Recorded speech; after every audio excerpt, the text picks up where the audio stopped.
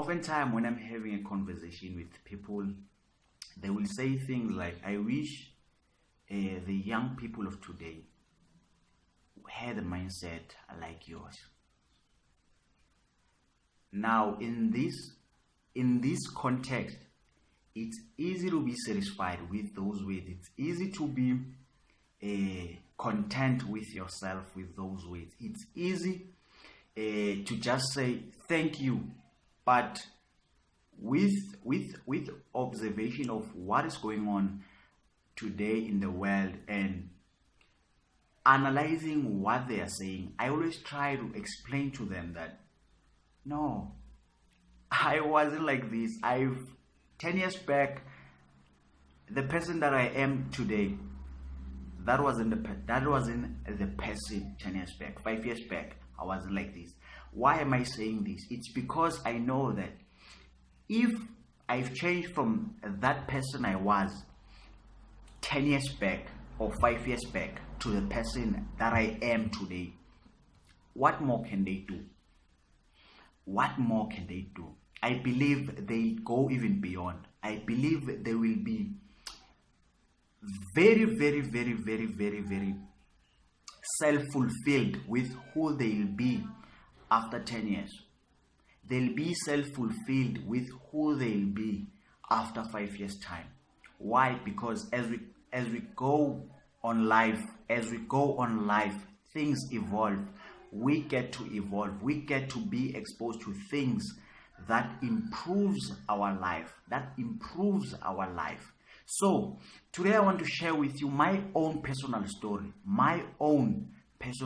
I want to share with you and I hope to give you insights on what is my purpose, on what is my mission in life, what I went through, my own experiences, what I want to stand for in the world, and what is basically my why. Why am I here?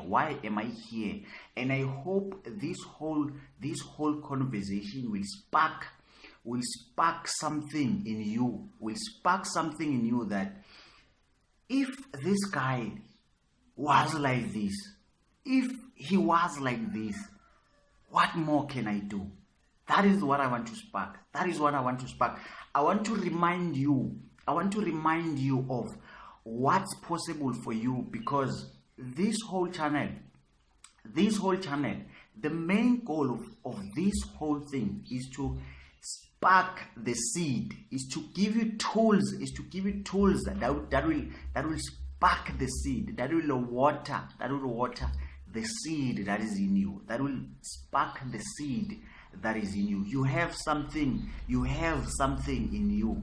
You might be lost now. You might be in denial now. You might say, I'm confused now. You might say, I'm in the process of finding myself. But I want to tell you that this whole thing, this whole process, this whole workshop, this whole channel, this whole podcast will remind. It's a reminder, and I hope this whole conversation will remind you of who you are, will remind you of all the things that you went through, and still you're here. So my name is Blessing Vurain, and please make sure that if you haven't subscribed, you make sure that you subscribe. So I want to answer the first question that I know that you have, you want to ask, you would like to hear from me personally. Is that who is Blessing Vurain? And I'm going to try to answer all these questions, I'm going to try to explain about my life in a short space of time. So we are going to try to be fast as possible, so that we almost cover everything. Who is Blessing Vurain?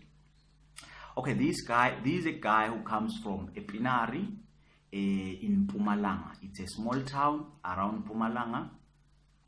I first went to my pretty much I started everything. My life started in Epinari. My life started in Mpumalanga. I went in my first primary school in Sinzawonye in 2004, because if I'm not mistaken, because I first failed my grade 1. Then I started my high school still in Mpumalanga Pinari in Gedembane High School in 2010, where I got to be exposed to things that delayed my life, where I failed my grade 10 twice only because I was a bad surrounding with a bad surrounding. Why am I saying this? I always say that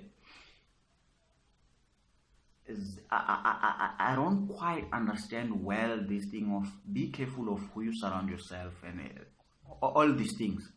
It's not 100. I believe it's not 100% correct, because sometimes you might be the problem. I was a contribution to my failing. I was a bad surrounding myself with a bad surrounding.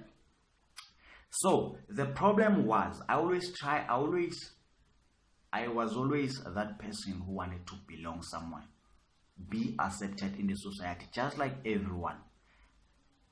I wanted to behave the same way that people who are perceived as cool, people who are perceived as genius, people who were perceived as the hottest guys in high school. So I was that person who was trying to be on that level, and that got me to fail, that got me to a gambling addiction, that led me to committing to things that didn't improve my life. Then I went to grade 11, where I passed my grade 11. Then I went to grade 12, where things changed a bit, where my mindset shifted, because when we first got our report cards, I did bad in January. Just imagine, in January I did bad. Come June, bad. Come September, then things change. And I remember the first statement that I had, that if that September, that a trial determines your final. Those words stick in my head. And they introduced a system that you can write. This system is called what was it called? There was a system that was introduced that you can write partly of your subject that you are doing at that year, and you will write another partly of those subjects, partly of some subjects the next following year. So most people took that option, and I told myself that no, I'm not going to take that option. I'm going to try to study now, and I'm going to make sure that I complete my matric in 2017. I'm going to make sure that I finish everything in 2017. Then fast forward, we went to trial. We wrote our first trial, our trial, and I did well. And my self-confidence was very boosted, because I believed that really a trial determines your final. That those words keep ringing in my head, that if we don't make it here, we won't make it in final. Then fast forward, we wrote our grade 12 matric. We wrote the exam.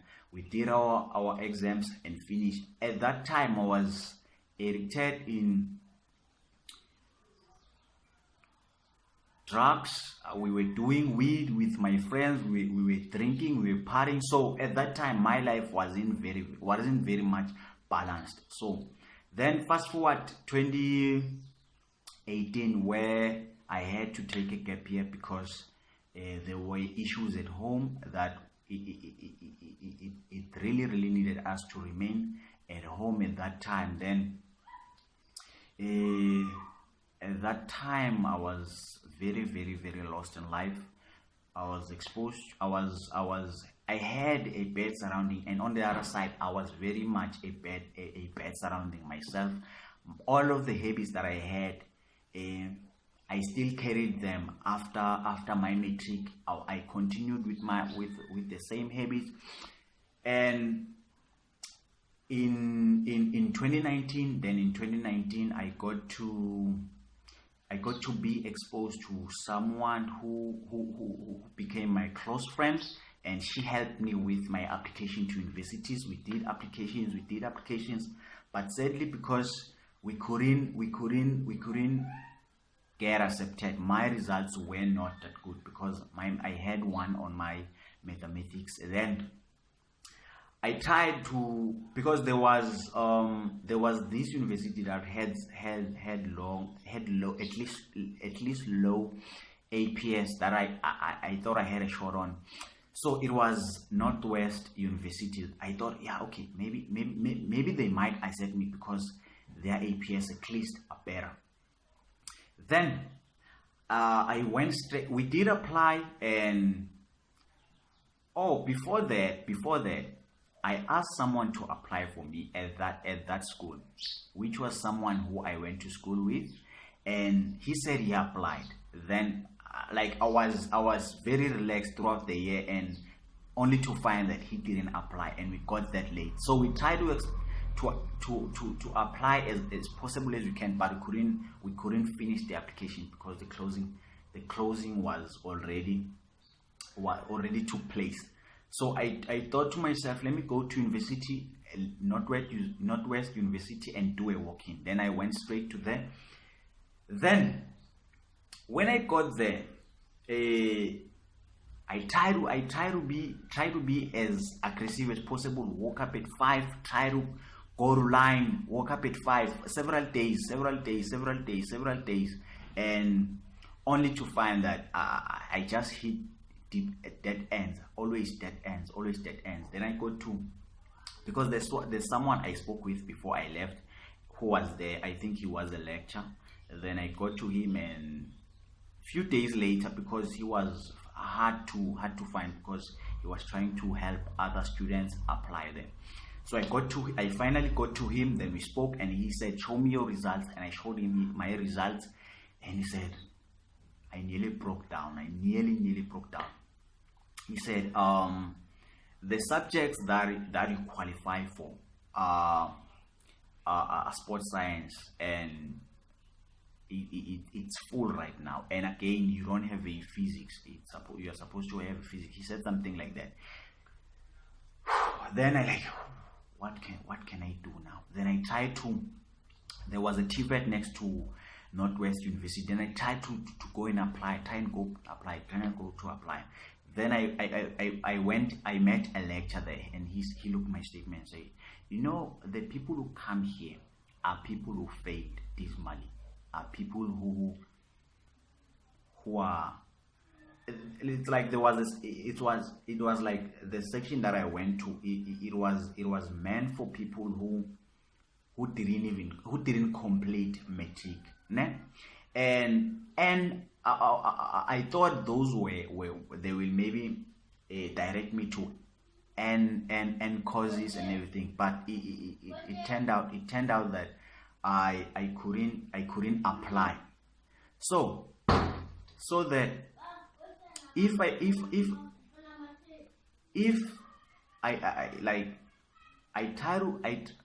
those N applications I couldn't find, because at that time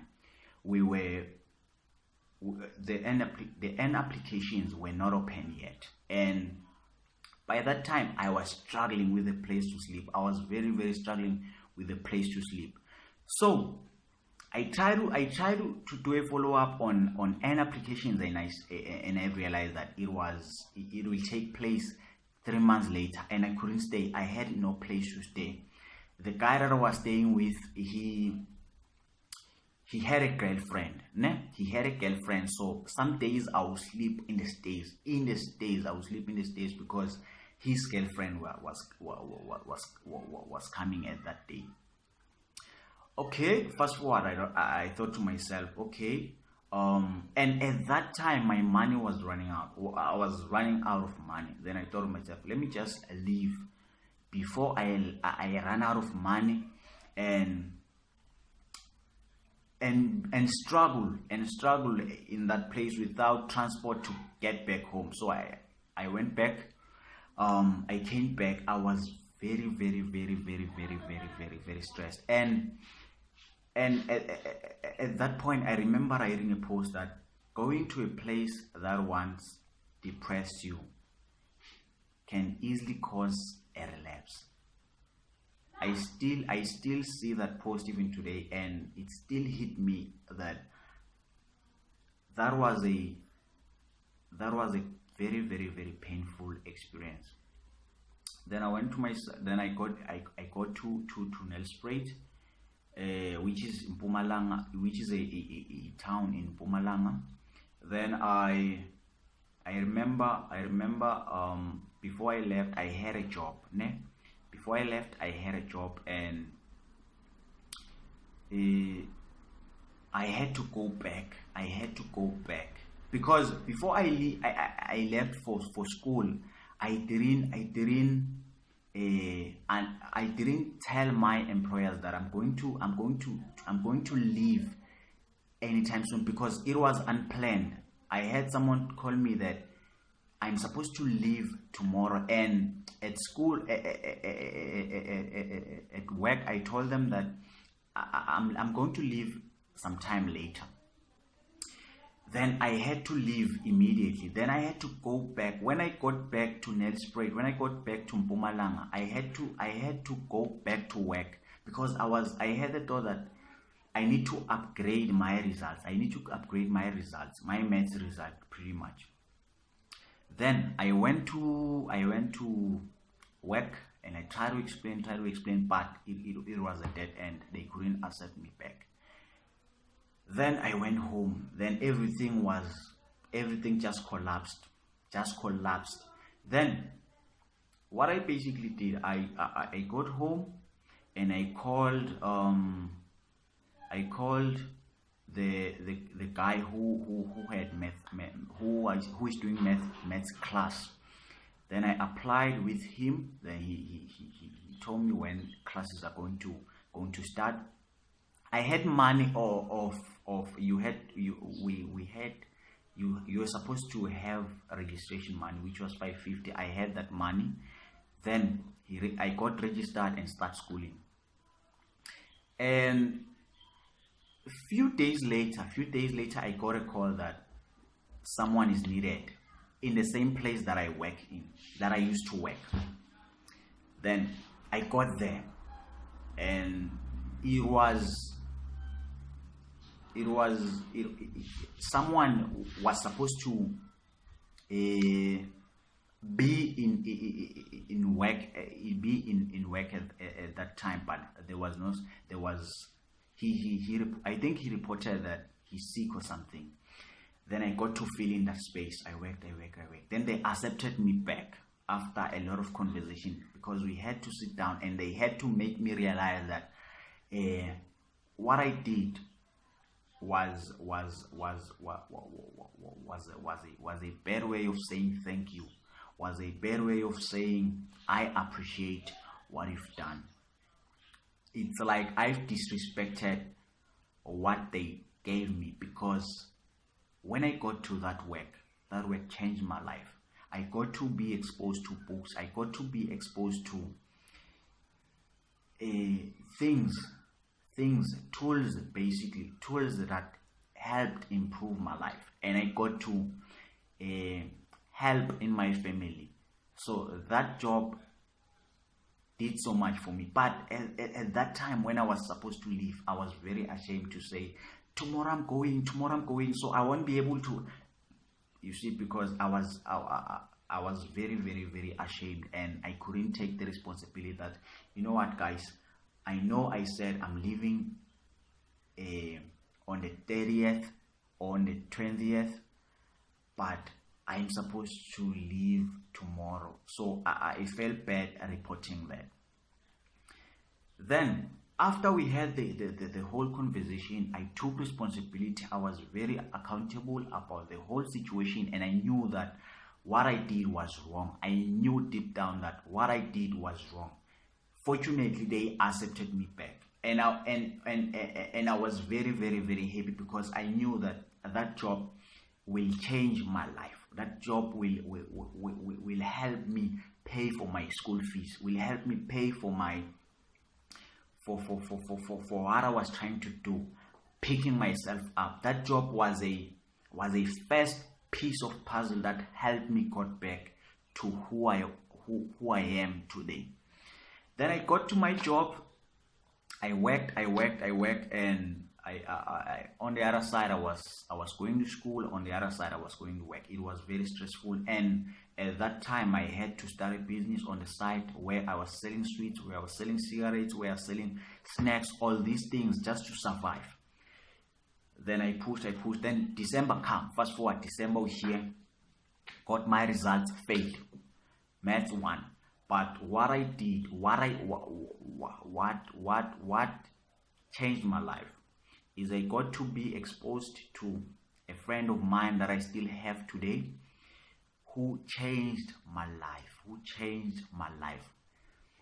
He exposed me to real estate. He exposed me to reading in a whole new level. Today I read better than I was 1 year back, 2 years back. And he exposed me to all these tools. He exposed me to a world that I wasn't exposed to. He exposed me to something that I wasn't exposed to. I always say that I didn't go to upgrade my results to get good results, but to get good relationship and exposure. That's what I got.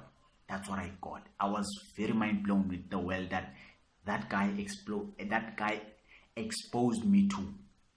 Then fast forward, I was very, very, very much in real estate. I was so interested, but at first I was very ignorant with the whole fact that this thing exists.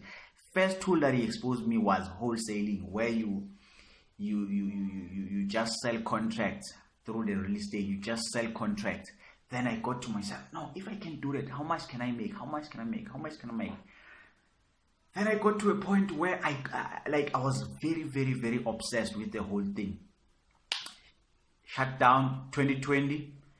Then 2020 I did my student accommodation, because the whole wholesaling thing, most investors in Nelspruit, most investors in Mpumalanga are not exposed to. So it's hard for us who are trying to make money with that mechanism to make money, because they don't understand the whole process, which is a bit complicated to them. Then 2020, I think it was 2019 around June, where I switched the whole thing.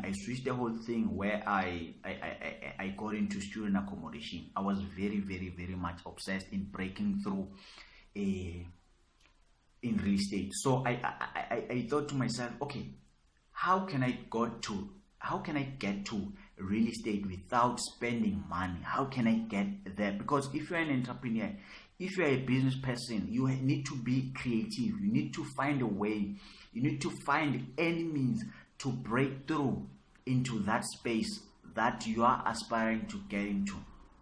Then I thought to myself, okay, the biggest problem that we have in Nelspruit is accommodation for students. There are few real estate, there are few accommodations, there are few really accommodations and more students. Even today, that need hasn't been filled. That gap is still wide. So what I did, okay, I identified that problem, that okay, we have more students, we have less accommodations, and students are in demand, accommodations are in demand. So I tried to link the two. I made a deal with the accommodation owners. I made a deal with the student that I'm going to link you with the proper accommodation that you need, and I'm going to link you with students that are going to pay you money, students that won't run away with your money, because landlords had the issue that most students are running away with our money. So I came up with a system that I'm going to help you guys get students to pay the money, and I'm going to help you guys get the proper accommodation, because the problem of students is that most accommodations were not in a student accommodation manner, which means some of the resources that needs to enable the student to study were not there. So I made the deal that I'm going to get you accommodations that are in a good manner, that you can study and you can have that time to study on your own, or if you are sharing a room with another student. Then 2020 we wrapped up the whole thing. I was still at work. Then 2020, I think it was January, we wrapped up the whole student accommodation. Then I think it was March, coronavirus hit, and we were like, okay, what is the next thing that we are going to do? Because now they are saying we should stay at home, only to find that under that circumstance, I got to find myself even more. Under that certain period of time, I got to be exposed to the new friend that I have today. I got to be exposed to someone who I always admired from a distance, from someone that I really looked up to. I got to be exposed to that guy, and we spent about 6 months just engaging, not close, but just engaging. And at that time, I was reading like hell. So I was very, I'm still obsessed with reading. Then we got to be close. We got to start a business, a burger business, a hot dog, burger business. Then from there we worked. Then we got to do youth programs. We got to do, because he owns a NPO, right? Yeah, NPO. We got to do initiatives on NPOs. I got to be exposed on a new, different world, which is being of service, where we do youth programs, we do all these initiatives to help people, where we do all these programs, where we get to do donations, where we get to engage with youth. And our conversation is always very, very progressive.